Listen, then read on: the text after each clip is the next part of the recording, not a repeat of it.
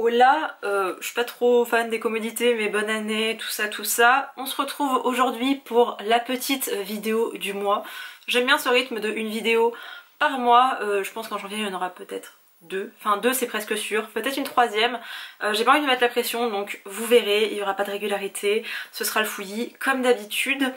Bref, j'ai décidé de revenir aujourd'hui avec une pile à lire parce que Séverine vient de faire un live où elle parlait de pile à lire et que ça m'a donné envie de faire une pile à lire et je dis beaucoup trop de fois le mot pile à lire. Appelez ça une pile à mood, une pioche à lire, comme vous voulez, on s'en bat les reins de la sémantique. Le but c'est d'en faire une par mois.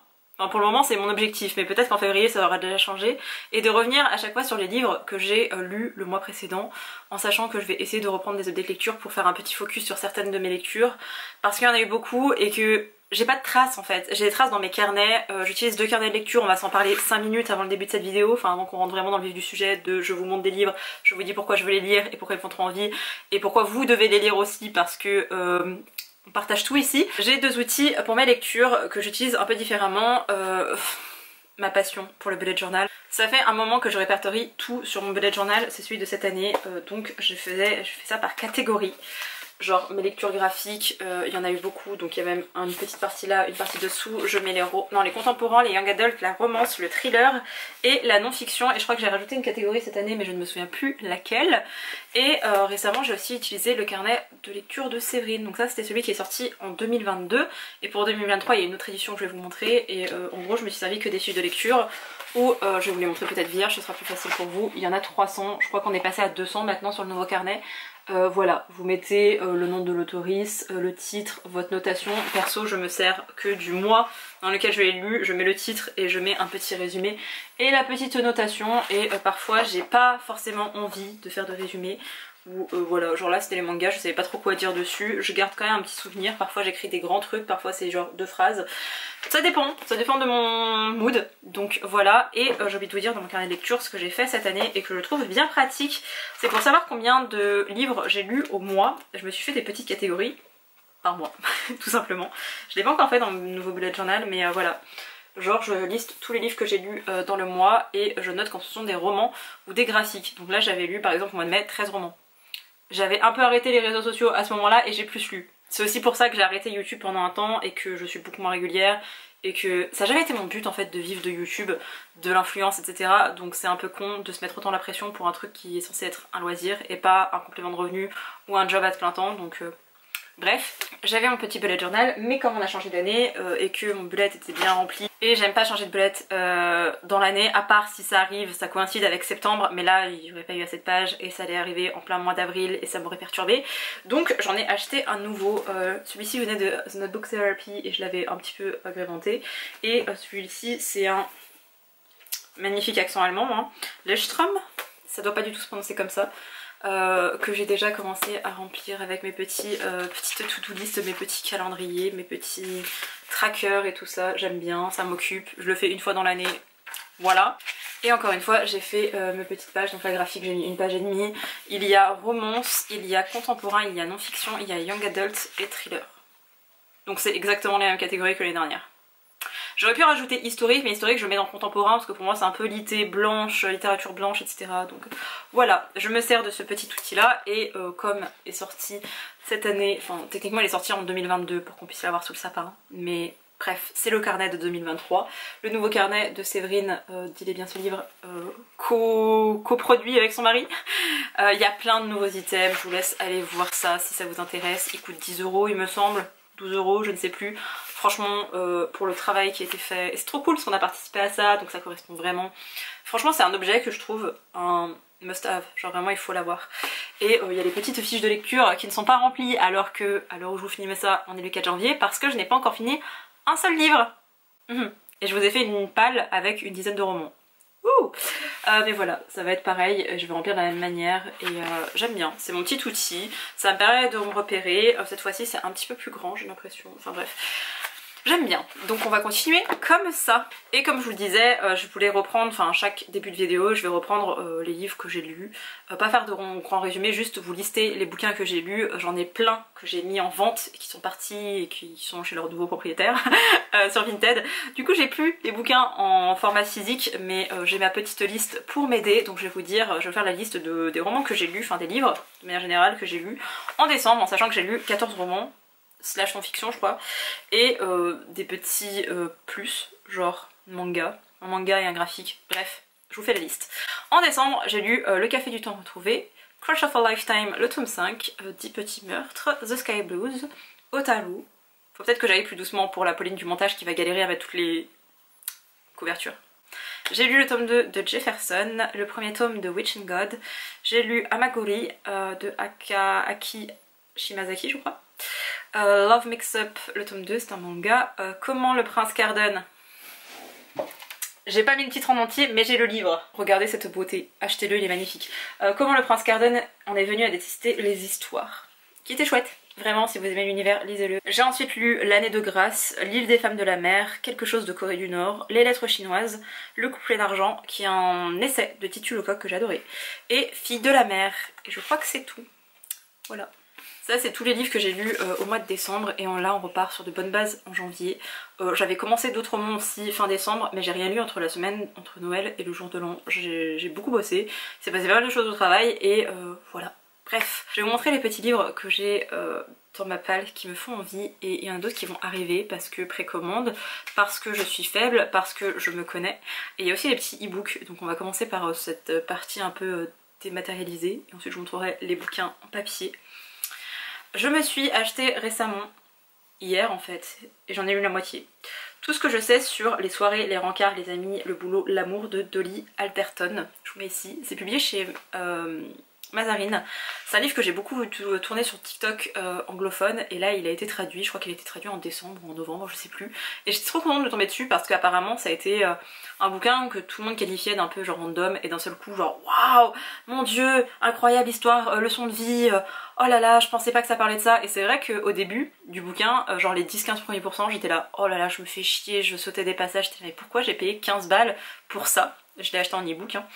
Et bah en fait non, là ça va déjà mieux et je comprends un peu plus la vision des choses, et c'est vrai que c'est plutôt chouette à lire. Donc voilà, c'est de la non-fiction, c'est une sorte d'autobiographie avec ce truc, enfin ce prisme plutôt de le couple, l'amour, et comment l'autrice a façonné sa façon, je sais pas comment vous dire ça, genre l'image qu'elle avait de l'amour du couple, de l'amour en fait avec un grand A, genre la famille, les amis et tout ça. J'ai aussi, enfin je l'ai pas encore acheté, mais je vais à la séance dédicace de Nine et Mathieu ce week-end. Normalement la vidéo sera sortie avant, donc je vais l'acheter sur place, Just Wanna Be Your Brother, du coup de Neil Gorman et de Mathieu Guibé.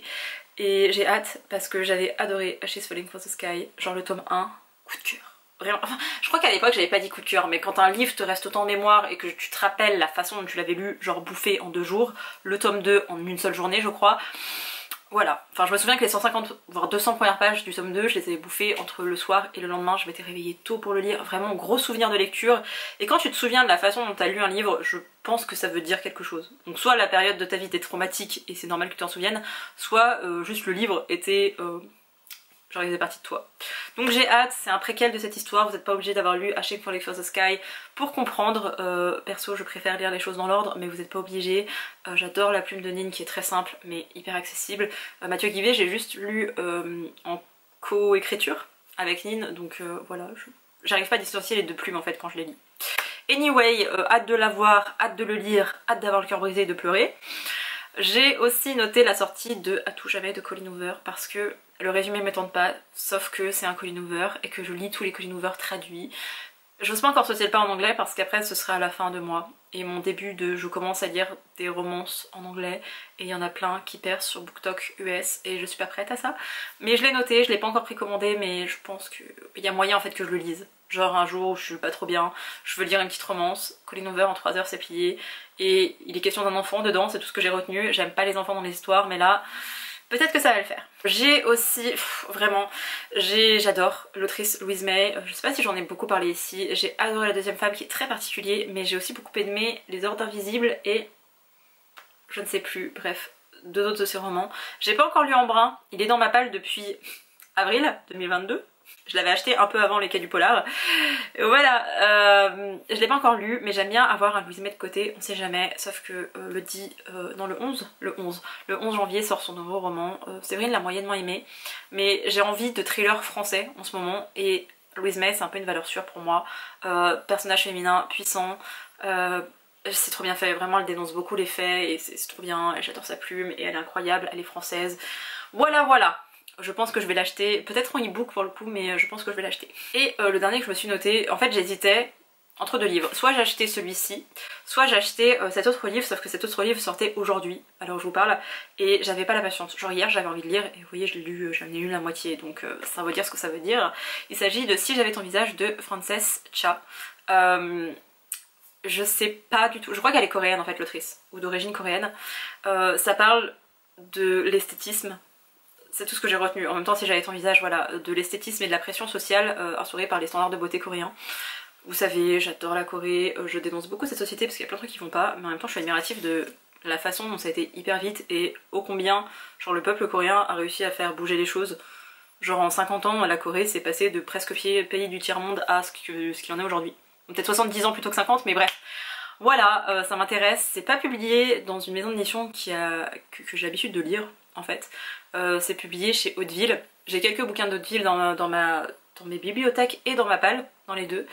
Je sais pas trop ce que ça va donner. Moi j'ai un peu mes valeurs sûres avec la littérature coréenne. Là c'est une maison d'édition qui en publie pas énormément, voire pas du tout. J'ai un peu peur. On verra. Mais voilà, je pense que je vais me le prendre en e-book parce que le gros changement pour moi en 2023 c'est que je retourne à l'école. Donc je vais retourner en formation pendant une année techniquement. Et je vais devoir prendre le train, et en e-book c'est beaucoup plus facile de lire dans la rue. Même quand il pleut je peux caler mon parapluie et avoir ma liseuse dans les mains, alors qu'un bouquin, t'es à moitié en train de tenir ton parapluie, t'as le livre ouvert, t'as peur qu'il se mouille, et c'est pas ouf. Et dans le train je pourrais lire au minimum 45 minutes par jour. Donc c'est pas mal les gars, et si j'arrive à lire en lisant, si j'arrive à lire en marchant, ce serait trop bien, j'aurais 1h30 de lecture au total, ce serait trop cool. Si j'arrive à grappiller des moments à droite à gauche, ça risque d'être ma meilleure année finalement. Là il s'agissait des bouquins en numérique, dématérialisés, parce qu'il y en a certains que je vais acquérir en papier, mais il y a aussi beaucoup de livres en papier, il en reste 1, 2, 3, 4, 5, 6, 7, 8, 9, bien sûr Pauline, tu vas lire 15 romans ce mois-ci, alors que t'en as pas lu depuis 10 jours. J'avais commencé, où est la couverture ?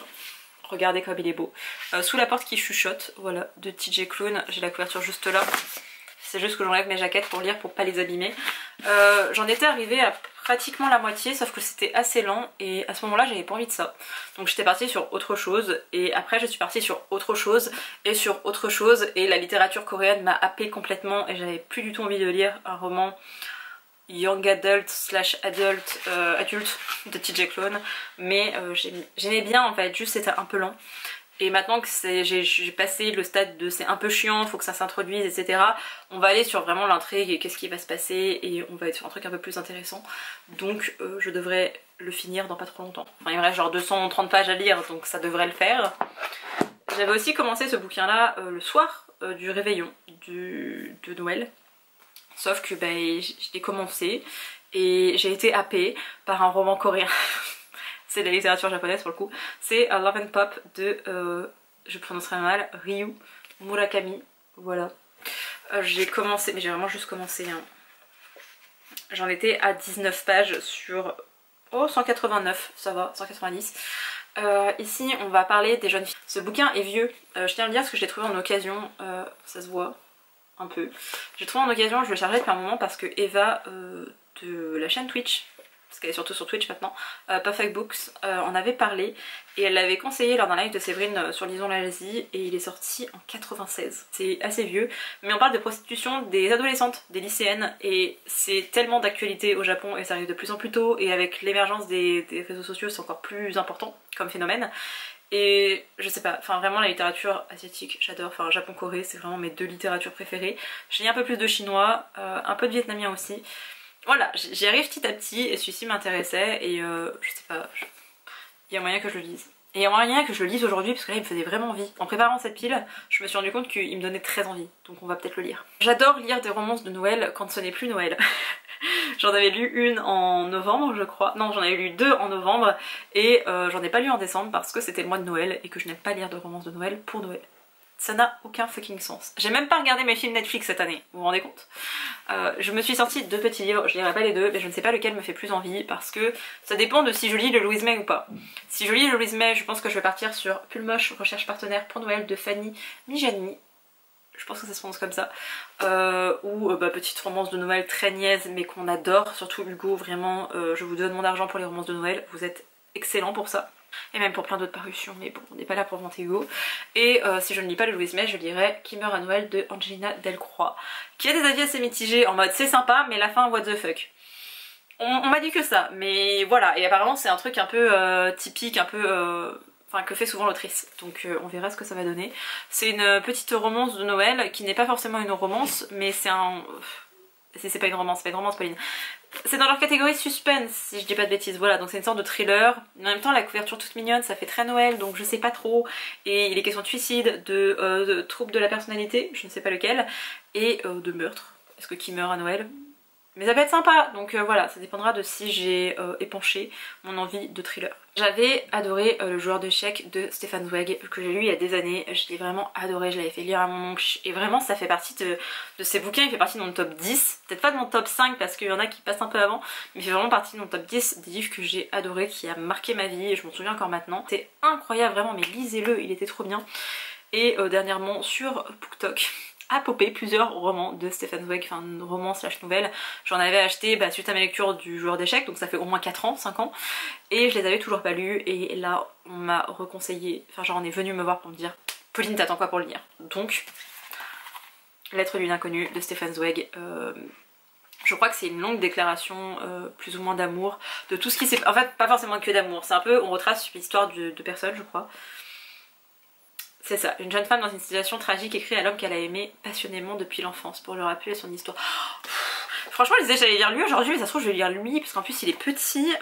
Stefan Zweig c'est hyper accessible. Je sais que niveau classique on a toujours un peu peur de se lancer. Moi les Zola et les Balzac et tout, les descriptions, les 4 pages pour te parler d'un meuble, je m'en bats les reins, frère, vraiment je m'en fous, c'est une commode, c'est une commode. Là en 80 pages vous avez un livre, c'est hyper accessible, c'est contemporain parce que ça date des années 40 je crois. Je vais le lire aujourd'hui. Mais lisez-le aussi, Stefan Zweig c'est trop bien, lisez-le, il est trop cool, vraiment. Petit Aki Shimazaki que j'ai acheté le mois dernier, enfin j'ai reçu ma commande fin décembre, mais voilà, c'est pas sa nouvelle saga, techniquement c'est sa première saga, c'est Au cœur du Yamato, et là il s'agit de Mitsuba, je sais pas si c'est le premier tome, mais sa saga un peu déconstruite comme ça, j'aime beaucoup. Je ne sais plus de quoi ça parle, mais je veux lire tous les romans de cette autrice, donc on continue. Petit roman vietnamien. Oui, il est vietnamien. J'ai eu un petit doute et j'ai pas envie d'écorcher le nom de la personne parce que je ne sais pas prononcer le vietnamien. Déjà que j'ai du mal avec le coréen et le japonais, alors imaginez une autre langue dont je regarde aucun drama, film, animé. Voilà, c'est L'ombre douce. Ici on va suivre un homme et une femme pendant la guerre du Vietnam où lui est militaire, elle est vietnamienne, ils vont tomber amoureux, la famille n'approuve pas ce choix, la France perd la guerre, qui ne la concernait pas, hein, disons-le. Et il va être question de tout ça, ça m'intéressait bien et j'avais surtout demandé conseil au libraire de la librairie Le Phénix. Et on m'avait conseillé celui-ci, donc je l'ai acheté. Pour Noël, j'ai reçu... ma maman elle aime bien faire ça, chaque année je fais une wishlist des livres qui m'intéressent le plus, que je lui donne, et elle en pioche un dedans. Cette année elle en a pioché 2. Je vais vous montrer un des deux parce que l'autre il sortira plus tard dans d'autres piles à lire. Elle m'a pris La Reine d'Itaewon de Sandrine Olin. Je sais que c'est pas une coréenne qui écrit sur la Corée, du coup je suis un peu genre... j'aime bien les On Voices quand ça se passe en Corée. Parce que, enfin c'est pas le fait que ce soit un Voices que je veux le lire, c'est parce que j'aime beaucoup la façon qu'ont d'écrire les coréennes, parce que je lis presque exclusivement des coréennes. J'adore ce qu'elles arrivent à mettre en évidence, et la dénonciation, et le côté hyper fort et tout, j'adore ça. Vraiment le début des années 2000 en plus ça a été très fort par rapport à ça, et j'aime beaucoup les thrillers coréens écrits par des femmes. Bref, il me semble que c'est une autrice française, mais comme l'héroïne est anglaise, j'ai un doute. Tout ce que je sais, c'est qu'on va parler plus ou moins de la communauté LGBTQ+ en Corée. C'est tout ce que j'ai retenu. Et si je l'ai remarqué, parce que je connais absolument pas la maison d'édition qui est l'Atelier des Cahiers, c'est parce que les libraires de librairie, le Phénix, m'ont conseillé. Et comme chacun de ces conseils, chacun de leurs conseils, ça finit en screen, puis enregistré dans mon favori sur mon téléphone. Et c'est pour ça que j'ai à peu près une trentaine de titres qu'il faut que je lise dans ma vie, en sachant qu'il y en a une quinzaine qui se rajoutent chaque année. Et que ça fait que 2 ans que je tenais cette librairie. On est dans la merde les gars, mais voilà, il est tout court, donc clairement ça va se lire très vite, c'est assez aérien. Je ne sais pas du tout de quoi ça parle, si ce n'est cette thématique LGBTQ+, et en fait je sais pas à quel niveau ça situe, si on est vraiment genre sur comment c'est d'être une personne queer en Corée, ou si c'est plus on va aborder ce côté politique ou social, ou j'en sais rien, donc...